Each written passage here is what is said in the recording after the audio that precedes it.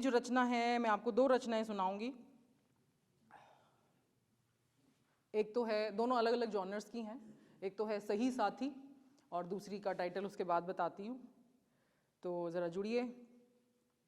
सही साथी, इसकी पहली पंक्ति और आखिरी पंक्ति जो है वो सेम है। सही साथी मोक्ष का मार्ग है। जीवन में कितना ज़रूरी है सही साथी का होना, ये इस रचना में मैंने लिखने की कोशिश की है। जाने कितने ऐसे पुरुष हैं जिनका प्रगति पथ अवरुद्ध है, जिनका मानसिक विकास रुका हुआ है, आखिरी दम भयंकर तनाव झेल रहे हैं। आखिरी दम तक वे समझ नहीं पाते कि घर की लक्ष्मी ब्याह कर लाए हैं या घर के हर कोने को कोप भवन बनाकर रखती, आवश्यक अनावश्यक सवालों के तीर चलाती, घर में बड़े शहर के प्रदूषण से भी अधिक घुटन भरकर रखती, दिन पर दिन जीना दूबर करती कोई दुष्ट आत्मा। आदमी समझ ही नहीं पाते कि ब्याह के किसको लाए हैं।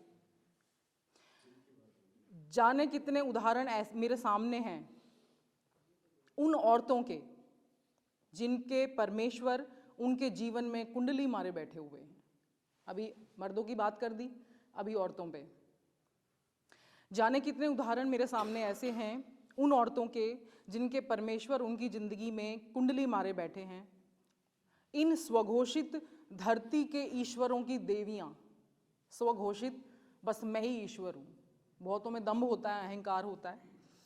इन स्वघोषित धरती के ईश्वरों की देवियां मुफ्त की नौकरानी और स्थायी चौकीदार से अधिक कुछ नहीं।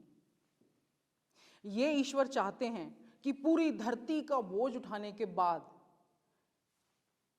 पूरी धरती का बोझ सुबह से शाम तक अपने कंधों पर उठाने के बाद जब घर वापस लौटें तो अर्धांगिनी, जिन्हें 50-50 की बजाय 90-10 के अनुपात में समझा जाता है और सर पर छत देकर एहसान किया जा रहा है, द्वार से लेकर बिस्तर तक होठ सिए बिछी रहे,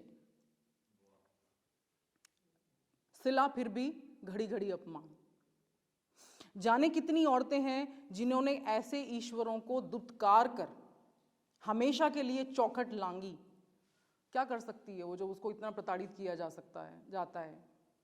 बहुत सारी औरतें ऐसी हैं, आपने खुद भी अपनी ज़िंदगी में इधर उधर एग्जाम्पल देखे होंगे अपने आसपास। जाने कितनी औरतें हैं जिन्होंने ऐसे ईश्वरों को दुत्कार कर हमेशा के लिए चौखट लांगी।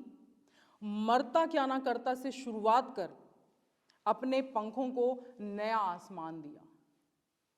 जब वो छोड़कर जाती है उसके पास कुछ नहीं होता, वो एक अवसाद में जी रही होती है, लेकिन जब वो उससे निकलती है, अपने आप को पहचानती है, तब वो क्या ही कर सकती है कोई सोच भी नहीं सकता। अपने पंखों को नए आसमान दिए। उन्होंने अपने दैत्यों से मुक्ति पाकर जाना कि वे आखिर हैं क्या और क्या कर सकती हैं। वे पुरुष भी हैं जिन्हें घर में शक के अग्निकुंड में जलती और सर्वस्व स्वाहा करती दुष्ट आत्मा से छुटकारा पाकर समझ आया कि खुशियों के मायने क्या है, सफलता की राहें किधर हैं। इस जन्म में भी उनके लिए एक कोना सुकून का है जब उससे पीछा छूट जाता है। दो जन एक दूसरे से मुक्ति पा मोक्ष को प्राप्त होने लगते हैं। मुक्ति के बाद की बात हो रही है, मुक्ति के बाद मोक्ष प्राप्त कर रहे हैं दो जन। सही साथी मोक्ष का मार्ग।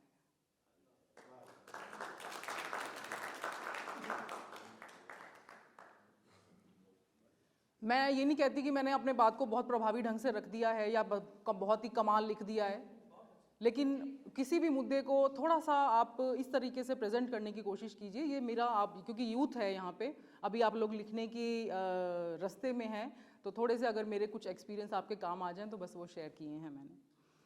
उसके बाद जो मेरी दूसरी रचना है, मैं थोड़ा सा टाइम ज़्यादा ले रही हूँ इसके लिए सॉरी।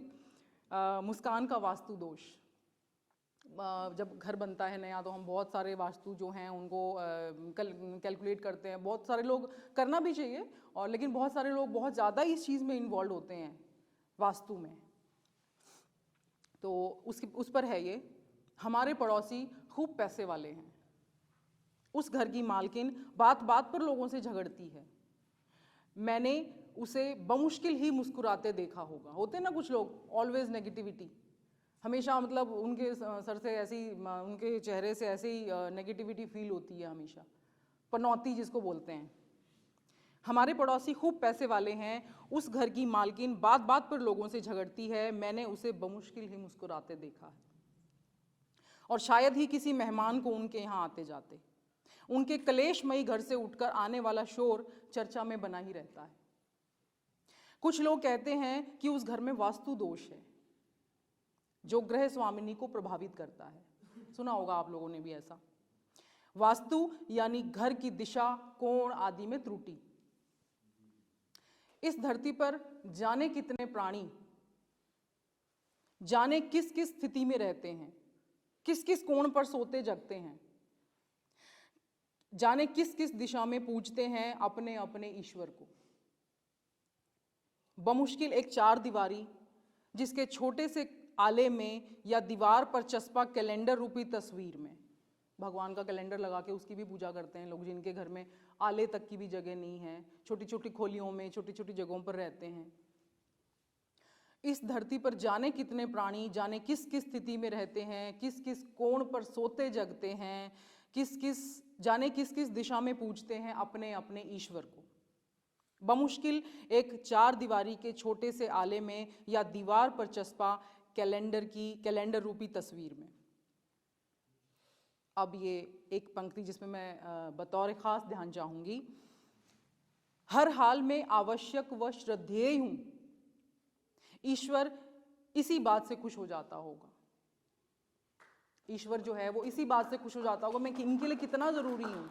एक कैलेंडर लगा दिया, एक आले में छोटी सी तस्वीर रख दी, उस पर भी रोज़ धूप बत्ती दिया जलाना नहीं भूलते हैं लोग सुबह सुबह उठकर काम पर जाने से पहले।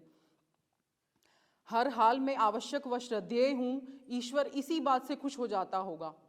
कहाँ उसे भी शिकायत रहती होगी फिर कि दिशा या कोण में त्रुटि होने पर या मजबूरी में अपनी मूर्ति की ओर पैर करके सोए जाने पर। वह भी जानता है कि एक संघर्षशील और सेवारत व्यक्ति की मुस्कान के आगे ये सारे दोष, सारी त्रुटियां बेमानी हैं। वह मुस्कान जो किसी दिशा, समय या कोण की मोहताज नहीं।